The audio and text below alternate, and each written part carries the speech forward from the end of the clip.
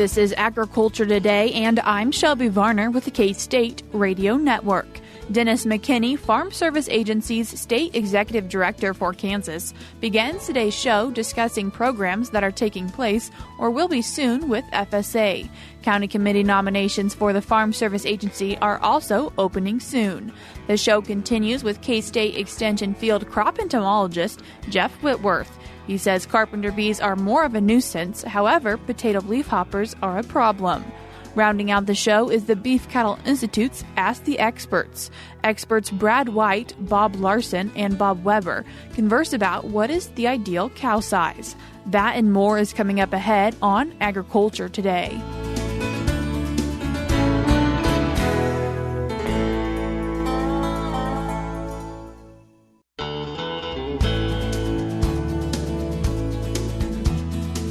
You're tuned in to Agriculture Today, and we begin our Wednesday show with a Farm Service Agency update. And then to give it to us today is the State Executive Director of the Farm Service Agency here in Kansas, Dennis McKinney. Dennis, thanks for joining us today. Appreciate you having me. It's always good to be here. So you're in today, Dennis, to kind of give an update on just what's happening in the state of Kansas for the FSA. And getting started with that is the Emergency Conservation Program is becoming active in some counties in Kansas. We call it ECP, the Emergency Conservation Program. The county committees have to request it, and then we get approval from the national office to proceed. That's been activated in, at least 30 counties in Kansas, mostly central and northwestern Kansas. There's a few a little further east. But what that does is provide some tools to deal with drought. We've started having some rains finally across Kansas. At one point, we had over 70 counties in D3 and D4 drought. 76, I believe, in D3 and D4 drought. We've started getting some rains, but our rains are still in streaks. Some areas have had lots of rain. Some areas are still not much. I would say we're still in a precarious position across Kansas. What we see in a lot of areas in north central and northwest Kansas, the ponds are still empty. They're finally getting some grass. When we're May 15th, we're wondering what are we going to do with these cows? We had a lot of cows being liquidated across Kansas.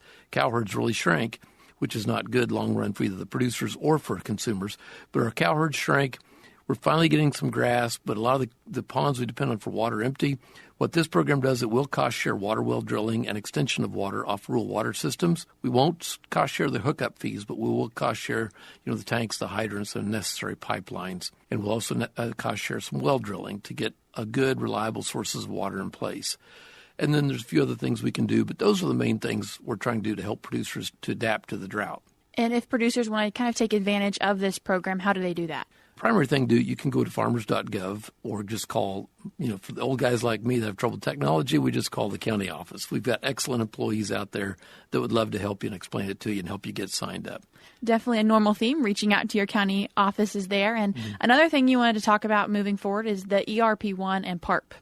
ERP1 Economic Relief Program, and then the PARP is Pandemic Assistance Revenue Program. They have a deadline to apply by July 14th. These two programs compare 2018-19 revenues to 2020 and 21 revenues. Some usage in Kansas, not as large as others, because for most producers in Kansas, 20 and 21 are much better than 18 and 19. But we do have a number of producers qualifying. There's a worksheet on farmers.gov you can look at. Take that worksheet, sit down with your accountant, work through it, see how you come out. But that deadline is July 14th.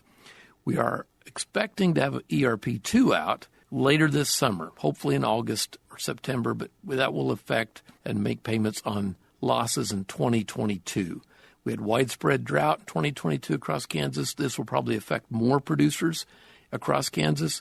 I'm hoping that program will be out late August, early September. We think that program should be out. The money was appropriated, and that appropriations bill at the end of last year, and they're still putting the program together. I think it'll be like ERP. The first phase of ERP, where we cooperate with RMA, the Risk Management Agency, to get crop insurance data. So when you receive the letter in the mail, a lot of it's already filled in, and it'll be a quicker, easier process because you can take that letter to your FSA office, and the application process is streamlined. But it's based on revenue. We're trying to target a limited amount of revenue to the producers who really need the help. So it's based on actual changes in revenue across the years. And so it's much like the first phase of ERP1, where it's based on revenue and pre-filled forms from RMA to make it easier application. So ERP1 is kind of coming to a close, but hopefully ERP2 is going to be started shortly after that period. We hope so, yes. Also thinking of things coming up, June 15th, county committee nominations open. That's right. Farm Service Agency is the only federal agency that I know of that has locally elected county committees. It's a great way to help us run the programs because those people at the county levels that get elected to the county committees have a lot of say in how we administer it and screening, doing screening to help prevent fraud and abuse. And it really helps us take a very large agency with rules that are hard to apply to a variety of situations across all 50 states. It helps us mesh those two together to practically apply the program and do it well at the county level, at the local level. And so those are very important positions, those county committees. So if you know someone who wants to participate, nominations open up in June, starting June 15th. And what are some qualities that really make for a good person to maybe nominate for that position? Someone that really wants to serve their community and take the time to really dig into an agricultural program and make it work fairly and justly across the county and adapt nationwide regulations to a county application so we bring a good sense of practicality to the application of the program because that's hard to do with federal programs. A lot of variation from someplace like Cheyenne County, Kansas to a county in Georgia or Southern California. Maybe a lot of work in a position, but hopefully a very rewarding one. Right. And unlike some volunteer jobs, this job actually pays. So it's not like being on the school board. We actually get paid. Our county committee members get paid per hour for the time they spend on the job. So you're not completely out a lot of volunteer time on this job. Definitely something people maybe should look into. And something else maybe people should look into are the results from the CRP. We just got our results from we call it the Migratory Waterfowl CRP, which applies in a number of counties across western Kansas. I prefer to call it the Playa Lake CRP because it's centered around restoring playa lakes across the western part of Kansas, Nebraska, and Oklahoma. There were 3,857 acres accepted across those three states. Over 70% of those acres were in Kansas.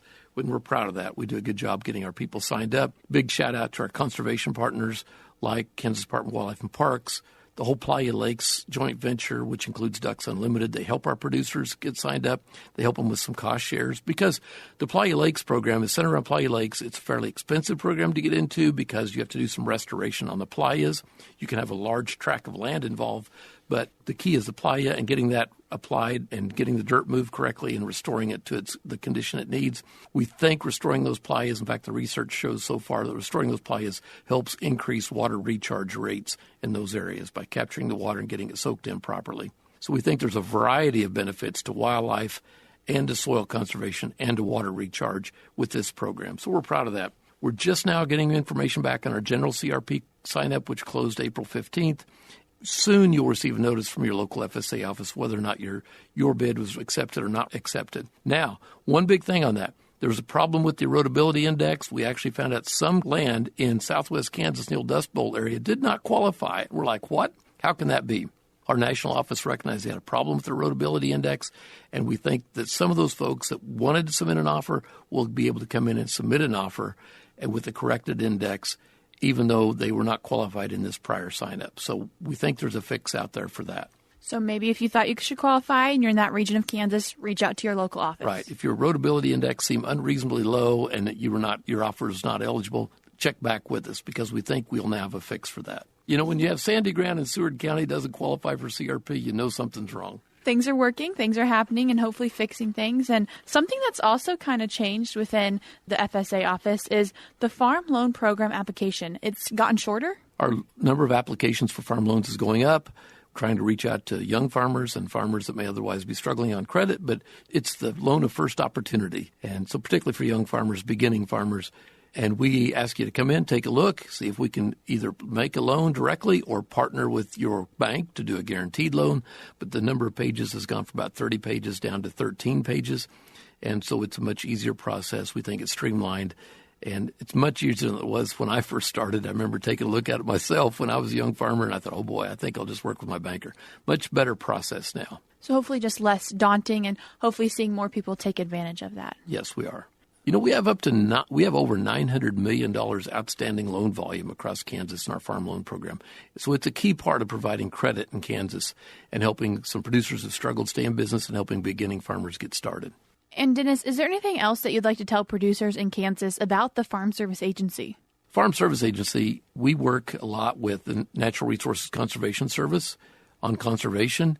Conservation is one of our primary goals, of course. We cooperate on our side of NRCS. We're run by Undersecretary Robert Bonney. Undersecretary Bonney frequently says that to be successful, conservation programs have to be 1, voluntary, 2, incentives-based, 3, producer-led, and 4, market-driven. And I agree 100%. Those are voluntary, incentives-based, producer-led, market-driven. Those are key components to making conservation successful. It matches our producers and what we want to accomplish, and we're proud of that. FSA office doing a lot of work with producers, and if producers maybe don't know everything that FSA has to offer, because there is quite a bit, what are some avenues that they can go down to maybe learn more about what there is to provide for them? Again, we have farmers.gov as of information on all of our programs, both for us and for NRCS, so you can check on that. And then just call our local offices. In our offices, we're located with NRCS in the same office. We try to cooperate so we can help producers make it a one-stop shop. But we're proud of what we've achieved. You know, we get to partner, as I've often said, we get to partner with the world's best farmers and ranchers. And in doing that, over the last 90 years, we've improved wildlife habitat, we've increased conservation of our soils and and our water resources, and we've helped grow the safest, most abundant food supply in the world. And we're proud of that record. Dennis, I appreciate you coming in and sharing what's happening right now in the FSA office. I appreciate it. Thank you. That was Kansas State Executive Director of the Farm Service Agency, Dennis McKinney. The resources that he mentioned in today's show will be linked in today's show notes, which you can find on agtoday.net. We're cutting to a short break now, but we'll be back with more ahead on Agriculture Today.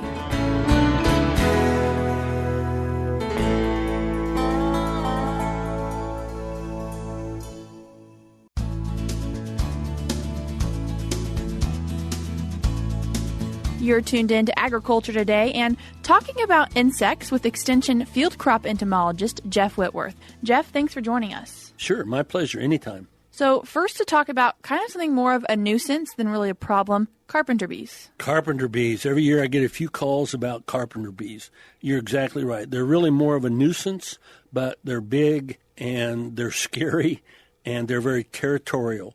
So wherever the adults come out, from about now and for another 2 weeks, the adults will be coming out and being very active. The males specifically are very territorial.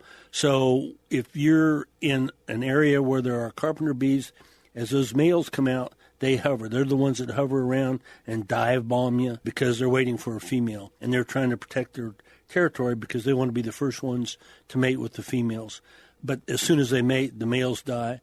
The females then, actually they're pollinators. They will go out the rest of the year, not big pollinators, but they go around and collect like other bees, nectar and pollen, put it in the cavities that they've excavated in the wood, old wood, and the larvae then will develop all year long and they'll come out.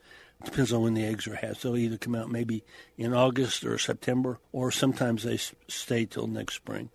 Anyway, they're really just a nuisance. They really don't cause much of a problem. If there's hundreds of them, they may have enough excavating tunnels that they've caused some problems, but really not in structural wood. It's mostly an aesthetic thing where they cause holes in wood. If you keep all the wood well primed, keep it well painted, make sure it's put lacquer on it or whatever. Plug the holes. If you want to spray the holes, do it at night. And just spread a little insecticide in each hole and then plug it up. That will take care of the colony, but it does take a little work. I do recommend you do it at night. Those males that are dive bombing you, they can't sting. It's just the females that will sting, and they won't unless you grab one or it fears for its life. The males have a little bare face, so when they're hovering right at you, looking at you, if their face looks golden or bare, that's a male. They can't sting. The females can, but really don't. So it's just usually a nuisance, and they're in old wood, old barns, places like that. Not that difficult to get rid of, but it does take a little bit of concerted effort to get rid of them. Not really a problem. However, something that is more of a problem, potato leafhoppers. Potato leafhoppers are, every year they come into Kansas just about this time, and this year is no exception. I always kind of time it. In most average years, it's between the first and second swathing of the alfalfa is when they get here. And that's right now. We were just out looking last week, and potato leafhoppers are arriving. So I just want everybody to be aware of that. The problem is a lot of the alfalfa is just now being swathed or cut. So as these potato leafhoppers come in, they're going to lay eggs in the stems, and as the plants grow, the leafhopper eggs are going to hatch, and the nymphs, the little tiny ones, are going to be feeding on that alfalfa for the next 2 or 3 weeks or before it's swathed again. If they come in right before you swath it, that's one of the control methods. Just go ahead and cut it, swath it, get them out of the field. It won't be a problem. So it's really kind of a matter of timing. But the potato leafhoppers will be here all of the rest of the year until, mid-October to mid-November. They don't overwinter in Kansas, but they will be here sucking juice out of the alfalfa and soybeans. I get calls about potato leafhoppers and soybeans. The thing about soybeans, they're really easy to see in soybeans, but they really don't do any damage. They will cause, if they feed pretty heavily, they can cause the leaves to curl a little bit or to look a little dried out, but they really don't do any damage in soybeans. In alfalfa, that's the problem. They can damage alfalfa in 2 different ways. Number one, they suck the juice out of the plant. From mid-June to mid-August in Kansas, it's usually hot and dry, right? So as they suck the juice out of the plant, that's not helping the plant. They're competing with the plant for that juice. Most people don't irrigate their alfalfa, so that can be a problem. But as they're doing that, they also introduce a toxin into that plant. So there's 2 ways that they can actually damage alfalfa: by sucking the juice out of the plant and by introducing the toxin. That characteristically will cause the leaves starting at the edge to turn yellow, and that yellowing can go down the leaf, all the way down the stem, all the way down the plant. If there's enough feeding and if it's dry enough, they can actually kill the plant. So that's something you want to keep in mind. It doesn't take very many potato leafhoppers feeding on alfalfa to reach a treatment threshold. The thing is, over the years, we've put out insecticide trials to test different insecticides. We don't do that anymore because all insecticides we've ever tested work really well at the lowest rate. So they're really easy to control, to kill. It's just a matter of getting out there and deciding if you need to or not. And most folks, when they're out in July, August, and September, you don't realize that it's potato leafhopper feeding in the alfalfa that's causing the yellowing of the alfalfa. You think it's just hot, dry conditions, and that's partially true. But remember, the potato leafhopper affects alfalfa 2 different ways: by sucking the juice and by introducing the toxin. And again, we used to say they'd leave in late August or September. The last 5 or 6 years, and I don't know if it has to do with climate change or whatever, but the last 5 or 6 years, we've found pretty good populations clear up until the 1st of November. So if they're out there that time of year, they can really interfere with the plant's ability to translocate nutrients into the roots for overwintering. So potato leafhoppers, they're here now. They're in soybeans, not a problem. They're in alfalfa, and they're migrating in. So, they're really small. You got a lot of them with wings. Potato leafhopper, I forgot to mention, is kind of a light green, lime green, and they have a herky-jerky motion. They move sideways and forward and backward, and they're real shy. So when you go out into the field, they don't necessarily fly. They just kind of hop. They will hop down to the ground or on the underneath side of a plant. They have a little white spot. The nymphs have 2 white eyes, so they're really pretty uniquely colored. They're pretty easily distinguished from anything else. But they can cause a problem. Every year they do cause a problem. I just think a lot of growers don't realize it because they write it off as just hot, dry conditions in the summer. So what is that treatment threshold? The treatment threshold is really low. And most people use a sweep net when they go out with alfalfa. If you have 1 or 2 per 10 sweeps, that probably indicates you need to consider cutting. If you're within, 7 to 10 days of swathing, just cut it. I've never seen them reinfest the field after it was swathed or spray it with a labeled insecticide. Again, all insecticides work the lowest rate. The potato leafhoppers are here. They're not going to go away. They're affecting alfalfa, but not soybeans. it's not affecting potatoes. It's really just economically impacting alfalfa more than it even is soybeans. It is. And get out and look, because if you're walking through your alfalfa field and your pant legs or your boots have all these little lime green, herky-jerky moving bugs on them, that's potato leafhoppers. And that probably means you either need, if you're, like I said, within 7 to 10 days of cutting that field, cut it. Otherwise, you may need to consider spraying a labeled insecticide for potato leafhoppers. And you've mentioned with a lot of the other crop insects, going out and scouting and looking really close to the plant. But you mentioned something with a net. Yes, sweep sampling with nets. Generally, if you take insect net out, that's a great way to determine if the insect pest is present. Not necessarily if you need to treat. But what we do is we go out and use nets, and if we find some, then we go back and, for instance, alfalfa weevils, we do the stem count method where you pick stems off and shake them in a bucket.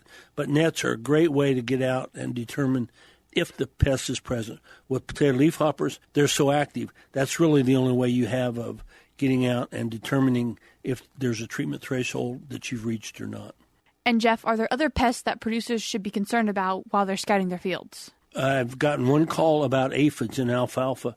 Again, we've had pea aphids early on with the alfalfa weevil. A lot of people sprayed their alfalfa for alfalfa weevils, and that's allowed aphids to flourish because you've killed all the lady beetles and the wasps and the green lacewings. So right now we are starting to see cowpea aphids in alfalfa. Now, I haven't seen any or heard about any populations that would warrant treating yet, but just be aware that the aphid populations are building up. They, again, like hot, dry weather. It seems to be more conducive for them. So if you're walking your field, you're seeing honeydew. If the leaves are kind of a slick, oily looking, check it out. That's the honeydew produced by the aphids. Lots of times you'll have flies and bees and stuff flying all around an area in the field that the leaves look slick and shiny.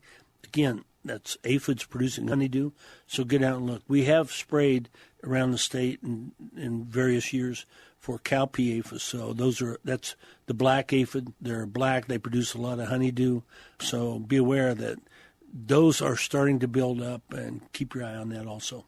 And if producers see some random bug in their field, are they welcome to reach out to you to hopefully help identify it? Sure, anytime. Or if you have anything, you first take it to your local county extension office, and they're more than happy to help you. If they can't help you, they will probably forward it to us, K-State, or our insect diagnostician, and we'll be happy to try and help also. Jeff, thank you for coming in and telling us a bit about carpenter bees and potato leafhoppers. I appreciate it. My pleasure, anytime. That was K-State Extension Field Crop Entomologist Jeff Whitworth discussing carpenter bees and potato leafhoppers. We're cutting to a short break, but we'll be back with more ahead on Agriculture Today.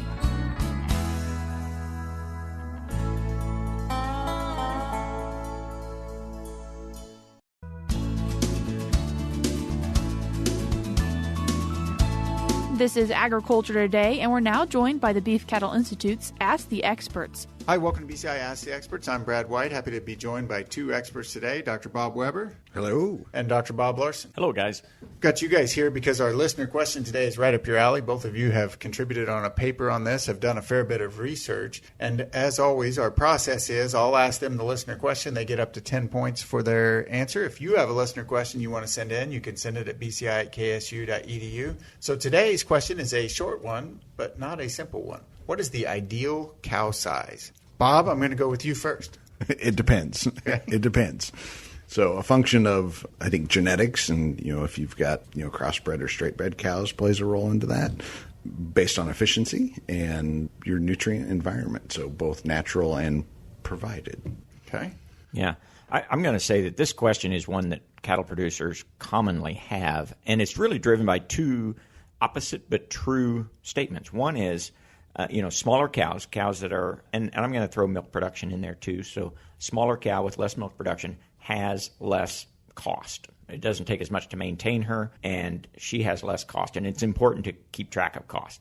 The other side is bigger, growthier cows with more milk production wean a heavier calf, and their calves then grow faster on past weaning as well, which is also a true statement. So that generates more income. So it really comes back to the problem of optimizing the difference between costs and income.